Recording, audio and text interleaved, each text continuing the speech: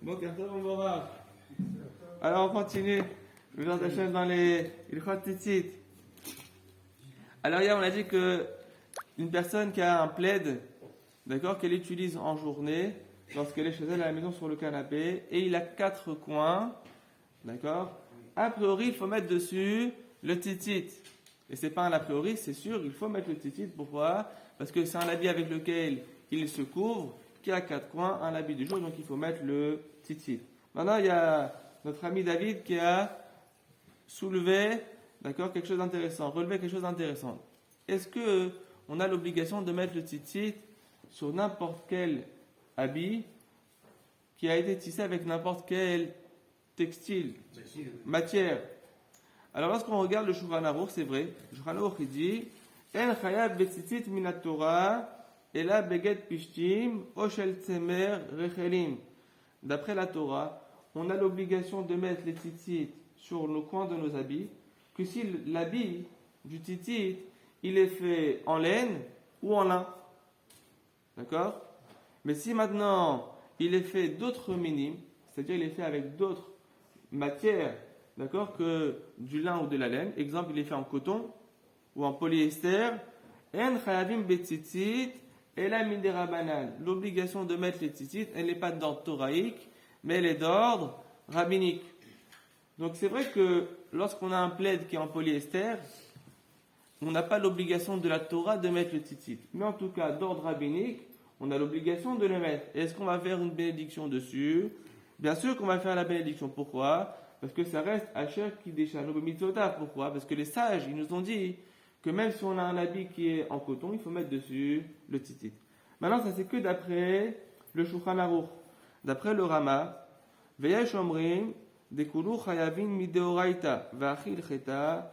Et il y en a qui disent, il dit le Rama, que n'importe la matière de l'habit, dès qu'il a 4 coins, il est composé de 4 coins, la mitzvah, elle n'est pas d'ordre rabbinique, c'est du coton ou du polyester, mais elle est même d'ordre toraïque, comme un tzitzit qui est en laine ou bien en lin.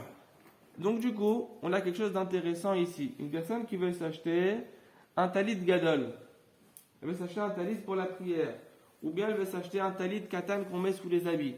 Elle va au magasin. Bonjour monsieur, je veux un talit. Monsieur, vous voulez un talit en laine ou un talit en coton? Alors la personne va se dire, en coton, c'est plus sympa en coton. Pourquoi? Quand il fait chaud, on ne transpire pas. Alors que quand c'est en laine, c'est plus chaud. Alors donnez-moi en laine. Et en plus, il coûte moins cher. D'accord? Eh ben non. D'après le Shulchan Aruch, d'après les Sfaradim, il faut acheter le talit en laine. Pourquoi? Parce que d'après le Shulchan Aruch, c'est qu'avec le talit en laine qu'on accomplit la vraie mitzvah de la Torah. Et si jamais on met un talit qui est juste en coton, on est en train de faire une mitzvah qui est d'ordre rabbinique seulement. Donc ça, c'est déjà quelque chose d'intéressant. Maintenant, on avait dit hier qu'il y a une différence avec le pétil techelet. On a dit qu'aujourd'hui, d'après certains, on a ce fil bleu azur, d'après d'autres, on ne l'a pas. La question c'est, est-ce qu'il y a une différence si on a dans notre tzitzit le fil bleu ou pas? Alors, c'est écrit dans la Torah, Lotilbash sharatnez, semer ou fishtim yardav. Tu ne porteras pas un habit qui est composé de lin et de laine. Et tout de suite après, c'est écrit, Gedilim taraselach, alarba kanfot kesutecha shem techaseba. Et tu feras des fils aux 4 coins de tes habits. C'est quoi la juxtaposition de ces deux versets qu'on a lus la semaine dernière? Alors, ils disent les commentateurs, les poskim, que lorsqu'on a un habit qui comporte le fil bleu du bleu azur, on a le droit de mettre un talit qui est composé de lin et de laine. Pourquoi? Parce que le fil bleu, il cachérise ce mélange de bleu, de lin et de laine. Mais si jamais... De lin ou de laine. Ensemble. C'est interdit. Alors que si maintenant... C'est-à-dire, le vêtement lui-même, ça... Le vêtement lui-même, il est châtelaise. Quand je mets le fil bleu, j'ai le droit de porter ce vêtement-là. Alors que si maintenant j'ai pas de fil bleu, j'ai que des fils blancs, dans ce cas-là, l'habit que je mets, il doit être propre et vérifier qu'il ne contient pas de charatnez. Donc ça, c'est la différence avec le fil bleu ou pas.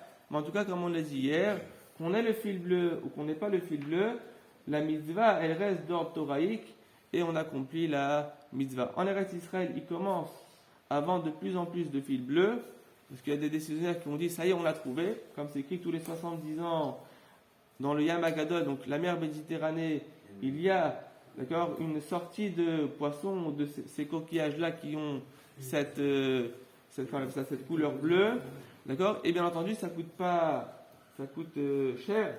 Le paquet de tzitzit blanc, je vous donne un exemple, il coûte 40 shekels, d'accord, pour les mettre sur le talit. Et lorsque vous voulez acheter le fil bleu, combien ça coûte? 250 shekels, parce que c'est rare, d'accord. Donc en tout cas, ceux qui veulent le mettre sur leur talit, sur leur tzitzit, ils peuvent aussi le faire. Ils ont sur qui s'appuyer, Chazak ou Baruch.